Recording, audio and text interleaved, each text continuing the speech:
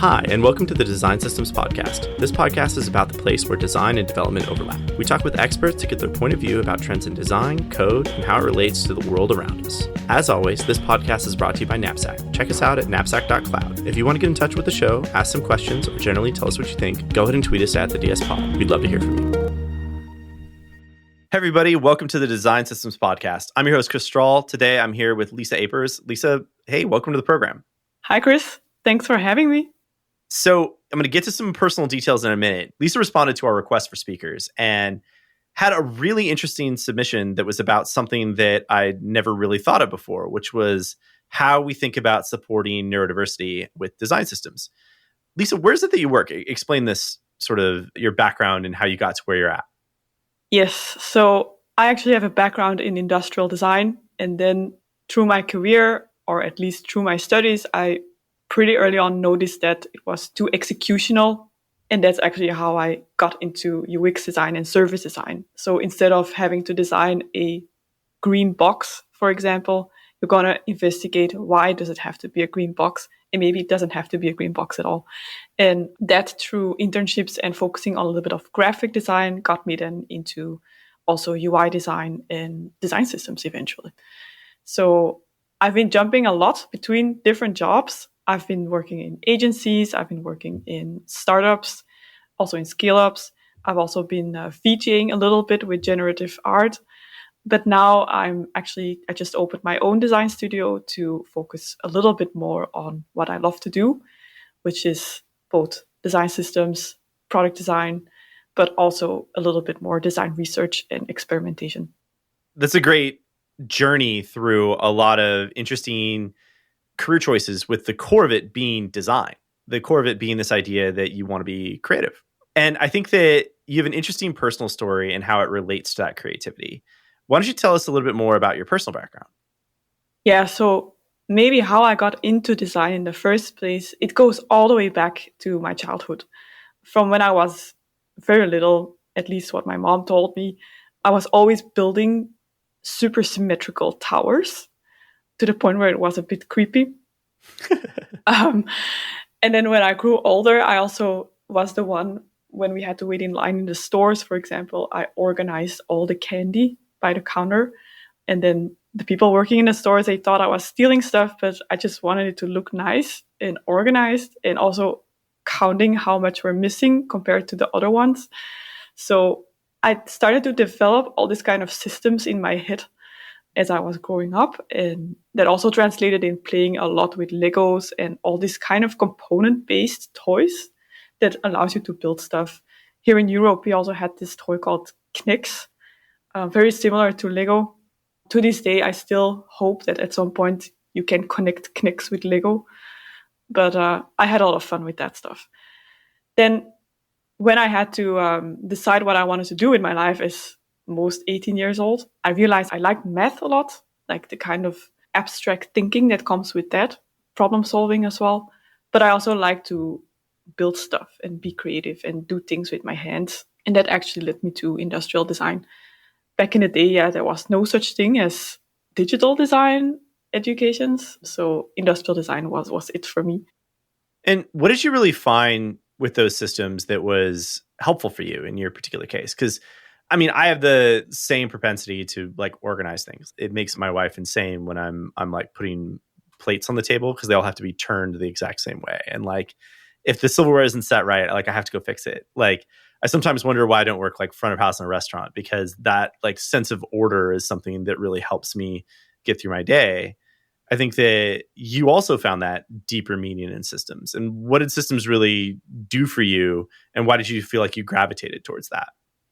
Well, on a personal level, totally. I think if you would just walk in my house, you would find like a perfectly organized Instagrammable kitchen with all the same boxes, same labels.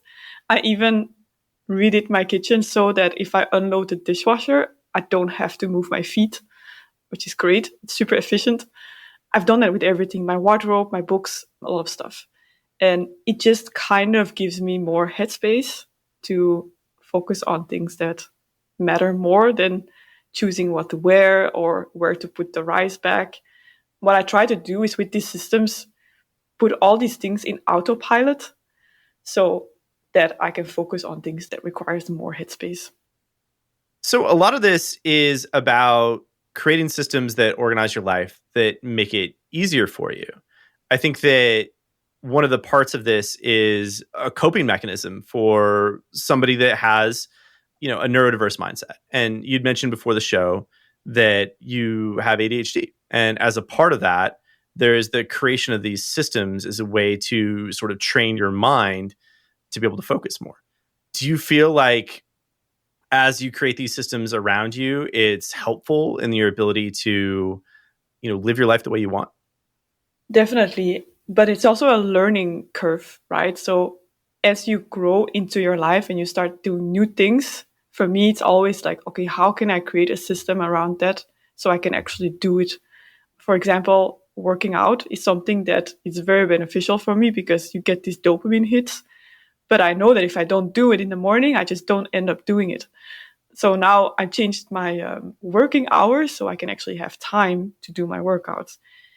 And that's just a very, very small example of how you can create these systems to help you in your daily life. Same with meal planning, stuff like that, but definitely also in my work. My Notion boards are hyper organized. My Figma files are also hyper organized because I always think about what if someone else has to look at this file? They need to find what they're looking for as fast as possible if they know nothing. And if it works for me, then I can assume that it probably works for the others as well. Yeah, it's interesting. We joke a lot internally at Knapsack about how we're like a company founded by people that need systems to make sense of their daily lives. We have a fairly large set of neurodiversity inside of our company as well. And a big part of that is this gravitation towards systems and systems thinking as a way to manage headspace. And I think that one of the interesting things about the way you talk about this is it's less about the idea of how you think about managing yourself and diagnosis, and a lot more about how you think about the way of being in the world. And I wanted to probe into that for just a quick second. When you think about the creative headspace, like you're not talking about it in terms of necessarily like, I need this to get work done. You're thinking about this in terms of like, how do I create an efficient way for me to get to more meaningful problems? Is that true? That's 100% true. And I think maybe a good example of that is something I actually just started implementing as well is I created a shit list. Sorry for my French, but as someone with ADHD, it's extremely hard for me to do simple tasks like emptying my mailbox or filling my tax form or, these super tedious tasks that just takes so much headspace for me. So I created a shit list, and every time I do a task in the shit list, I pay myself out an amount of money that I then put into a saving fund for something that I really want to motivate myself. And then I dedicate half an hour each day to do a few of these tasks. Because if I don't do it, I will still think about it a lot. And then I would sit doing my work, thinking about the tasks on my shit list that I don't want to do. I will not do them, but it will take my headspace away from the thing that I actually should focus on, which is building stuff and designing stuff and be creative. So when you think about this as applied to your daily job, like everyone has tasks in their day-to-day workflow that aren't the most fun things. For me, it's basically anything to do with like designing reports and updates to people on like the financial health of the company, right? Like obviously it's important. As a startup founder, I need to be able to understand like how the business is functioning, but it's not the thing that I enjoy doing. And it's also a thing that is very tedious. It's a lot of like, cells in a spreadsheet. And that's not really what I enjoy. And so in a similar vein, do you have like a shit list of design activities that you get through as a part of your work? And how do you think about like systems that help you solve those? Yeah, I have that. I actually had one today. I was making a plan for a design system. We're building a design system from scratch, and I'm still in the process of convincing the whole team. So I actually had to like document everything in one file, and it's a lot of writing. One of the first things actually I started using is Automator. It's this app on Mac, and with that, you can like combine different prompts to do things that are very tedious. Like, for example, extract all the images out of a PDF file, or save all the pages of a PDF file as images, stuff like that. And I remember when I just started as a designer, I created a lot of those programs. But I also remember that I ended up spending way more time building those programs instead of just doing it. So it's also a little bit about finding that balance. But as you grow older and as you gain more experience, you also know where to kind of stop. Yeah, it's funny. It's like I've never had an ADHD diagnosis in my life. I probably have some form of it because I also develop complex systems for very simple and mundane things. And it's, I think, also like I remember when that XKCD comic came out about automation and like whether or not you should automate something, and it had the matrix of like how many times you do something in a year and how much time is saved. And I was like, genius! Why hasn't anybody sent this to me before that lets me know when I have to actually like write the thing to automate the thing instead of actually just doing the thing itself? And I've always been kind of like a fan of those sort of things, and talking to you about them both as a coping mechanism and as a way of unlocking some higher function. I mean, I feel that like intimately because I'm the kind of guy that like counts my steps as I'm hiking. Or you and I were talking before the show about people that create prime numbers in their staircases and how it makes us insane. Like no staircase should have 13 stairs. It just shouldn't have. The idea of how these systems and these constructs that we create help us to have more time and more meaningful time to think about those harder problems. I think about that in my own context as like the creator of design systems software and the creator of this company that builds this sort of thing. Like systems are sort of how I run everything. And it is funny, this idea of living in this land that tends to be rather abstract and spending time focusing on the abstraction. We often joke a lot about how meta it is that we're a design systems company that uses design systems to build design systems platforms so that people can make their own design systems. And that level of meta being something that like I'm really comfortable in. I love it there because that means that I'm going and changing the way that we think about building product for ideally an entire world. And I guess like when you're thinking about these things like setting up a new design system or working with a new company for the first time, is that your approach as you think about like, how do I create this structure in these systems first and then fill all that in? And how do you get people to really align to that view? I don't always start a design system from scratch. I think it's always nice to have at least a grasp of what the product is that you're going to work with, just to know like what you're designing for, because it's really, really difficult and a little bit impersonal, I feel, to come up with a whole design system without having a product or a product vision. But nevertheless, the first step is always talking the team through what a complete design system is, because everybody has a different understanding of it. Some people think it's just components. Other people think it's like a brand guide, but it's actually that, both of those things and a lot more. So it's usually just talk them through everything like design principles, guidelines, tokens, or variables, but also UX patterns, rules, all that stuff, and have a common understanding of what it is, what the vision is, and of course, what the resources are, and then make a plan on what to do first. And ideally, you do everything from like create the design principles first, and then you go into the foundations and the variables and all that stuff. But it's not necessarily the way for every company to do it. You can also start from just using a few very basic components like a button and a modal and some input fields, and then just scale it up from there. And once the company reached a certain maturity, then you can talk about design principles. I work a lot with startups, and sometimes they just have no clue what they stand for. And then it's easier to have that conversation a little bit later than in the early beginning. One of the other things that I was thinking about as a part of this conversation is, how does your background in industrial design and the design for like the physical world really get reflected in the way you think about design for the digital world? I think my education was really good in giving that holistic view over products. So we had a lot of economics, we had a lot of material like material design, actual physical materials, not the Google material design. We had a lot of 3D modeling, production stuff. We also had engineering and electronics. So putting that all together, and of course also usability and anthropology and all those human subjects. And then we had to put that all together in one soup and create something out of that that works for all these different perspectives. And I think that is probably the biggest learning and skill that I learned, is combining all these different inputs, these different perspectives, and then make something out of that. And then, of course, in 3D modeling, I think that software is just way more ahead than what we're used to in UI design. Well, I mean, you think about like the use of AI and the use of generative design, right? Generative design's been around for a long time. I was really into 3D printing and modeling for a long time, largely because of my obsession with tabletop role-playing games and Dungeons and Dragons.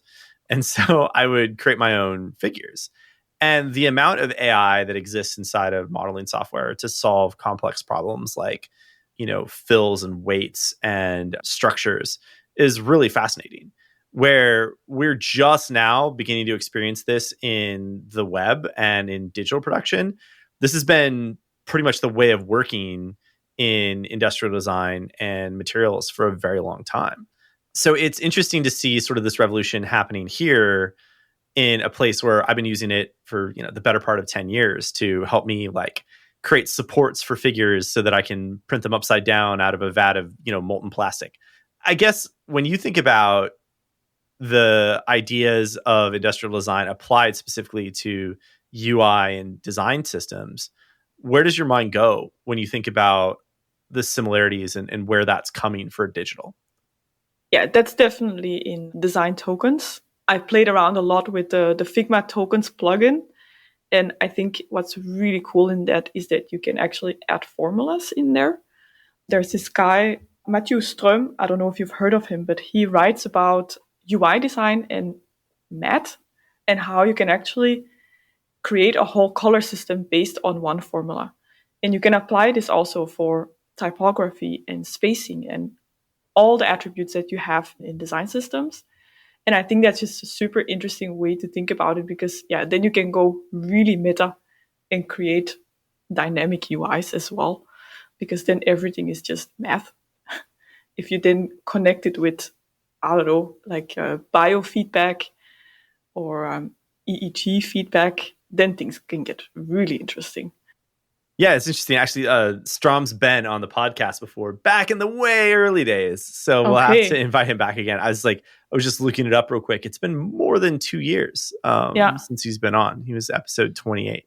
So I guess the other thing that I wanted to cover around the idea of design tokens and how they drive dynamic UI is you're actually looking at starting your own research project around this.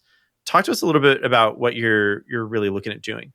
Yeah, so if you think about dynamic UI, then you can also start thinking about why don't we do more of that? Now we have the technology, but still UIs feel very static. I think we have now light mode and dark mode, and everybody's like, oh, we need to have a dark mode. And that's great. But for me, it still feels very static because it's still the user that's going to decide, oh, now I want to switch to dark mode. Where with dynamic UI, it could be really cool if you can start changing the UI based on input from the user. And that can be either biofeedback or maybe the time of the day, or maybe if you look at someone's calendar and see like that person had a lot of meetings today, maybe we need to tone down the UI a little bit to give him a little bit of a calmer feeling. Yeah, I need that plugin for my web browser or for the websites that I'm in. It's interesting to hear you talk about that as like this idea of dynamic UI, because I think that the ability for us to personalize experiences, I mean, I think about like the lighting in my office, right? So I have it set up to change based on the time of day and the ambient light levels outside. I have a garden that has like water sensors that are connected to a smart hub that like dynamically waters my garden. And I think that we don't really have that same expectation in the digital space that we do in the physical space yet. And I've actually been starting to talk a lot about this with the idea of like, what if each of us had a personalization token that allowed us at runtime to have our preferences distributed to a website and to have that digital experience be modified based on those preferences. Now, there's a lot of hard technical challenges that represent hurdles between here and there. Like, first of all, like anything that happens in runtime in the web is a giant dumpster fire usually. Yeah. But the idea is interesting to basically say, can an experience look entirely different for you, Lisa, versus me, Chris, viewing ostensibly the same website? And what kind of content and experience modifications could we reasonably expect to have? Because I view this as absolutely the way that this is all going, right? We all want to feel like we're working in a digital world that was made for us. And that's absolutely possible. Yeah, so with the research that I'm doing is I want to investigate if people that are neurodivergent, they have different brainwaves. Their brains work just different. Not worse, not better, just different. And I want to see and investigate if these people, if they have different ways of processing information. And if that information, how that is presented, can impact that as well. For example, with bionic reading, that's one thing that has been proven that improved the reading capabilities from, for example, people with dyslexia a lot. Same with people with ADHD. And how can we take that even further with colors or spacing or even UX patterns? And then if you, for example, start wearing these headbands with EEG sensors, Apple actually just filed a patent for EEG sensors in the AirPods. If you can put that in your device and change your UIs based on that, that would be the ultimate personalized experience. Because ideally, how I imagine it is that you take, for example, your commuter train back home from a day of work and you're reading the news. Next to you is another person reading the news, and you both see the same website, but just presented in a completely different way because you had a completely different day. You have completely different experiences, but still are capable of processing the same amount of information. So the idea is that you'd have sensors that would read your brainwaves, like literally like what you were thinking. And based on that ability to essentially read your thoughts, it would present you with a different experience. And that experience isn't just personalized based on the UI or the UX, it's actually the content as well. And so I think that's a really interesting idea because I know that I definitely, after like a long day of, 6+ hours of meetings and a lot of stress with customers and maybe a podcast recording in there. And then I jump in and cook my family dinner and then, help put the kids to bed. And then like at 8:30, when the kids are finally asleep, like all I want to do is, shut my brain off and scroll Reddit for 30 minutes while I can decompress. Right. But that experience can also be agitating depending on what's on Reddit that particular day. And so is there a way that content can be curated for a specific brain pattern that is a tired startup CEO with 2 children at 8:30 p.m.? I would love that. Yeah, that's even taking it a little further. Yeah.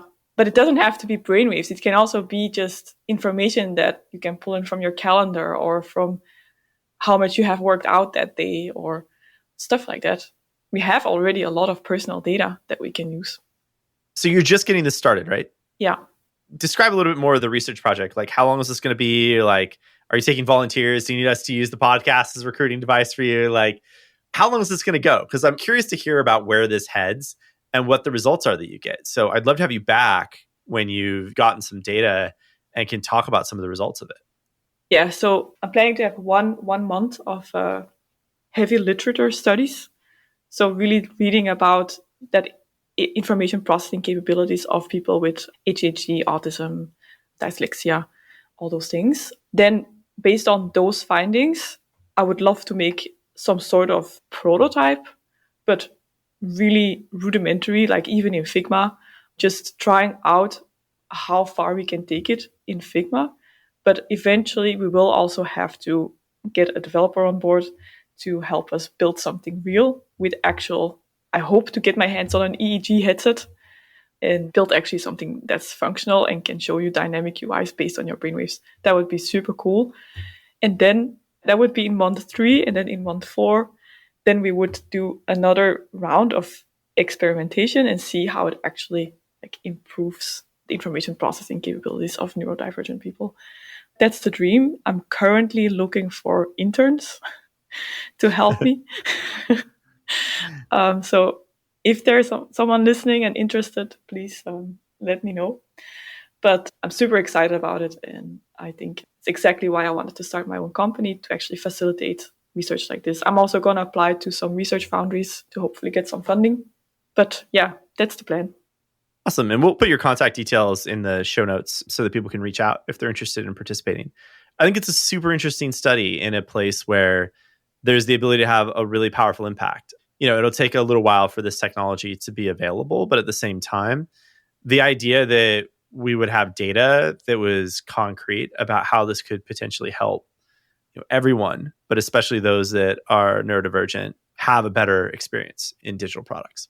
Yeah, exactly. Because if we go back to my shit list, the reason why it exists is honestly because if I have to make a bank transfer, for example, to my family at home in Belgium, it's a dreadful task, not because the bank transfer in itself, but just because the website is horrible.